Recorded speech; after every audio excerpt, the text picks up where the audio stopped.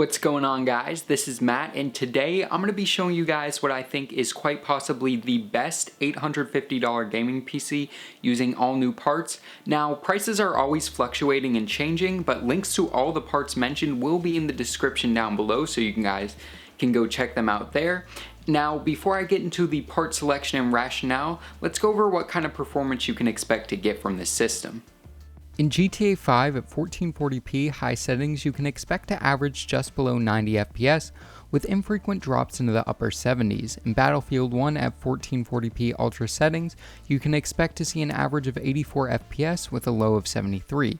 In Overwatch at 1440p epic settings, the system will pump out 125 FPS with a low of 102 FPS, which means dropping the settings a little bit could allow for 1440p 144Hz gaming in Overwatch and other lighter titles.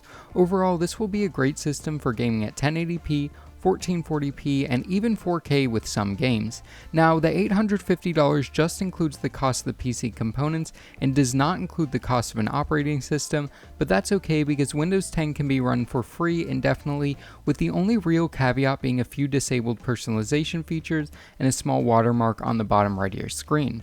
So without further ado, let's get into the part selection. For the CPU, I decided to go with the Ryzen 5 1500X for a number of reasons. First off, it's providing an incredible value for the money with 4 cores, 8 threads, a decent clock speed out of the box, and a not half bad included stock cooler. If you do plan on doing content creation or other heavily multi-threaded applications, then I would recommend spending a little bit more to get the Ryzen 5 1600, which though it will be worse in games out of the box, it does have 2 extra cores and 4 extra threads. But once again, because this is a gaming system, I opted to go with the cheaper, higher clocked 1500X, which will benefit the intended use case more and is a bit more budget friendly. In terms of cooling, I decided to just stick with the stock cooler as it's reasonably quiet, looks decent, and actually provides a small amount of headroom for overclocking, which may interest you if you're trying to squeeze the maximum amount of performance out of your budget and system. The CPU and cooler currently come in at $190, which is a really great deal for an overclockable CPU with 8 threads. The CPU will be sitting inside of the ASRock Pro 4 B350M motherboard, which for around $80 is providing pretty good value for the money with 2 16X PCIe slots, a PCIe M.2 slot, USB Type-C, and the ability to overclock. Now, this won't be able to overclock quite as well as an X370 motherboard, but it will support a pretty mild overclock.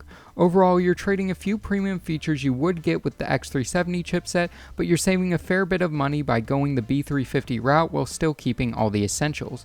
For RAM, I went with the cheapest single 8GB stick of DDR4 currently available, this because RAM prices are ridiculously expensive right now, with the minimum price for an 8GB stick being right around $50. Now, one thing to make sure is that the RAM you choose is compatible with your motherboard, as Ryzen RAM support isn't quite as good as Intel right now. Also, this leaves 3 RAM slots open, meaning you could upgrade to up to 32GB in the future, but 8GB should be plenty for now, especially if the system is only being used for gaming. In terms of storage, at this price point, I feel an SSD is necessary, so what I decided to go with is both an SSD for the boot drive and a normal mechanical hard drive for mass storage. For the SSD, I went with a 128GB MV7 M.2 SSD from Plexstore. It's currently going for $54, which is a decent deal for an M.2 SSD, which will provide plenty of space for your OS, your programs, and maybe even a few of your most played games. For the mechanical hard drive, I went with the gold standard Western Digital Blue for its standard price of $50, which will be great for games, movies, and other large files that you store on your PC. For the graphics card, this may actually surprise you at this price point. I was able to include a GTX 1070 from Zotac. It's the dual fan 1070 Mini, which performs really well, and for $350 right now, it's providing a really good value for the money with the ability to play games at 1080p, 1440p, and even many games at 4K.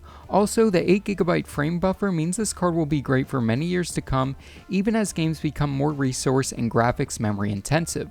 For the case, I decided to go with a pretty basic case that looks decent and supports all of the selected hardware, and that's the Fractal Design Core 1000 for right around $30. This is a basic case but has everything we need, including front panel USB 3 and a clean Scandinavian design.